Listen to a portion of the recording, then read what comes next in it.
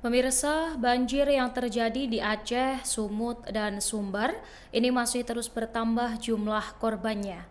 Di balik kisah-kisah bencana yang terjadi, banyak cerita haru, sedih, hingga viralnya beberapa pejabat atau tokoh publik yang ikut hadir di sana. Tak kenal lelah, sosok Bupati Aceh Utara, Ismail Ajalil, SEMM, yang akrab disapa Ayahwa, kabarnya menembus kawasan pedalaman yang terisolir akibat banjir besar yang melanda wilayahnya. Pada Selasa 2 Desember, nampak Bupati Ayahwa ini menggunakan sampan untuk memantau langsung daerah-daerah yang masih terisolir akibat banjir besar yang telah melanda selama 11 hari. Hingga hari ke-11 pasca bencana, 9 kecamatan di Aceh Utara ini kabarnya masih terendam air. Kemudian dari Bupati Ayahwa ini bersama sejumlah kepala SKPK Aceh Utara bergerak memasuki wilayah terdampak termasuk desa Gelumpang Payong, Menyepot, serta beberapa desa di Kecamatan Langkahan yang hingga kini belum dapat diakses melalui jalur darat. Ayahwa mengungkapkan di sela kunjungannya bahwa kerusakan ini cukup parah karena lebih dari 50% rumah warga yang dikunjungi ini rusak parah. Kemudian selain rumah warga, banjir ini juga merusak berbagai infrastruktur penting. Jalan dan jembatan kabarnya mengalami kerusakan signifikan, sementara sejumlah bangunan sekolah tidak dapat difungsikan karena terendam dan rusak berat.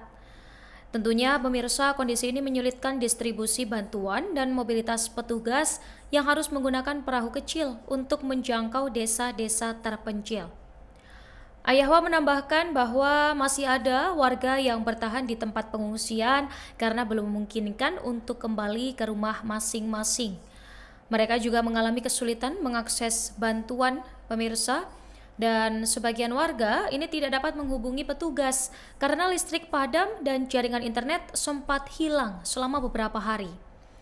Situasi ini cukup membuat upaya pendataan dan evakuasi menjadi semakin terhambat. Petugas di lapangan juga bekerja dengan sumber daya terbatas, baik dari segi perlengkapan maupun personel. Di tengah keterbatasan yang terjadi, sebagian besar personel gabungan ini masih dikerahkan untuk mencari jenazah dan korban hilang yang jumlahnya hingga kini dilaporkan mencapai 90 orang. Nah, proses pencarian ini kabarnya mengalami kendala akibat arus air yang cukup deras, kemudian terkait kedalaman banjir, serta sulitnya akses menuju lokasi-lokasi terisolir. Kondisi Aceh Utara sendiri yang masih dalam status darurat ini membuat pemerintah daerah terus meminta dukungan dari pemerintah pusat untuk percepatan penanganan bencana dan evakuasi. Tak hanya sosok bupati yang bakal kita bahas, Tribuners, bencana ini nampaknya menyenggol sejumlah pejabat atau para pemangku kepentingan yang berkaitan dengan isu lingkungan, terutama banjir, tanah longsor, dan beberapa pemicu-pemicu dugaan lainnya. Dalam hal ini, beberapa media menginformasikan kaitannya dengan Menteri Kehutanan Raja Juli Antoni dan Menteri SDM Bahlil Lahadalia. Menteri Koordinator Pemberdayaan Masyarakat Muhaimin Iskandar atau biasa akrab disapa Caimin ya, kabarnya merespons situasi bencana yang tengah melanda Sumatera.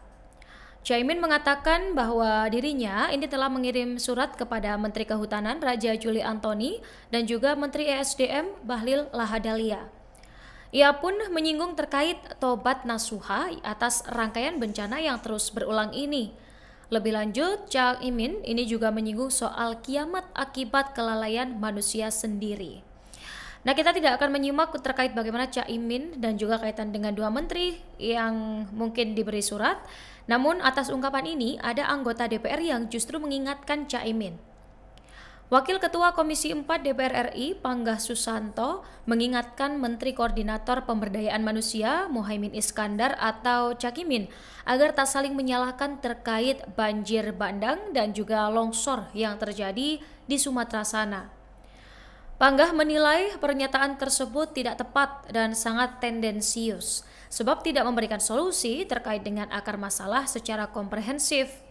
Dan prinsipnya menurut Panggah ini apa yang dikeluarkan oleh Cak Imin, pernyataannya ini tidak tepat mengingat kondisi bencana sedang masih belum pulih. Apalagi hal ini keluar dari seorang Muhaimin Iskandar yang juga berada di dalam pemerintahan dan menjabat sebagai Menko PM. Panggah menilai pemerintah ini tidak semestinya melempar tanggung jawab dan saling menyalahkan antar kementerian. Ia menegaskan yang dibutuhkan masyarakat sekarang adalah proses penanganan dan juga langkah-langkah pencegahan secara komprehensif tentunya agar meminimalisasi terjadinya bencana banjir dan longsor pada masa depan. Ia juga mengingatkan untuk tidak perlu saling lempar tanggung jawab. Yang terpenting secara sadar ini memang karena Indonesia berada di wilayah rawan bencana dan untuk diantisipasi dengan pembenahan menyeluruh terhadap pencegahan potensi bencana, baik banjir, tanah longsor, kebakaran hutan, gempa, dan lain-lainnya. Panggah ini juga mengakui bahwa bencana longsor dan banjir yang terjadi di mana-mana, satu di antara faktor penyebabnya ialah penggundulan hutan, termasuk juga karena curah hujan. Ia berharap bencana ini harus dijadikan momentum untuk introspeksi dan bahan evaluasi secara menyeluruh, serta merumuskan langkah-langkah strategis kebijakan tata kelola kehutanan, serta sumber daya alam lainnya yang lebih ramah lingkungan dan tentunya keberlanjutan. Ada juga kisah yang cukup viral, Tribuners, sosok pejabat sekaligus dulunya aktor, ini ya, siapa yang nggak tahu Verrel Bramasta. Baru saja diberitakan bahwa Verrel ini mengunjungi korban banjir di pengungsian. Nah, saat kunjungan ini, penampilannya kabarnya menjadi sorotan. Rompi yang dipakai oleh Verrel Bramasta ini menuai perdebatan di media sosial, bahkan kabarnya Verrel ini dituding salah kostum ketika mengunjungi korban terdampak banjir dan longsor. Rompi yang digunakan ini disebut mirip rompi anti peluru atau pelampung. Menanggapi hal ini, Verrel Bramasta memberikan klarifikasi soal rompi yang ia kenakan saat mengunjungi korban banjir di Sumatera Barat pada Minggu lalu 30 November 2025. Verrel ini menegaskan bahwa rompi yang dipakai ini bukan rompi anti peluru, melainkan tactical vest yang umum dipakai ketika peninjauan lapangan. Anak sulung Vena Melinda ini mengaku bahwa rompi tersebut adalah pemberian teman di TNI AL. Ia juga menepis anggapan bahwa rompi tersebut memiliki fungsi pelindung seperti pelat balistik. Karena menurutnya rompi itu hanya digunakan untuk membawa perlengkapan ketika mobilitas tinggi di area terdampak bencana. Dan memang fungsinya ini untuk membawa perlengkapan-perlengkapan kebutuhan yang saat itu memang membawa air minum, kemudian uang kas untuk dibagi dan perlengkapan lainnya. Nah, lebih lanjut, Tribuners, Verrel ini menegaskan bahwa sistem kantong modular pada rompi ini membantu dirinya bergerak cepat dalam menyalurkan bantuan dan juga berdialog dengan warga. Nah, kemudian untuk selanjutnya, Tribuners, beberapa update terkait dengan dan banjir ini akan kami informasikan terus ya melalui kanal kami hanya di Tribun X atau bisa dilihat di YouTube Tribun News. Download Tribun X sekarang, menghadirkan lokal menjadi Indonesia.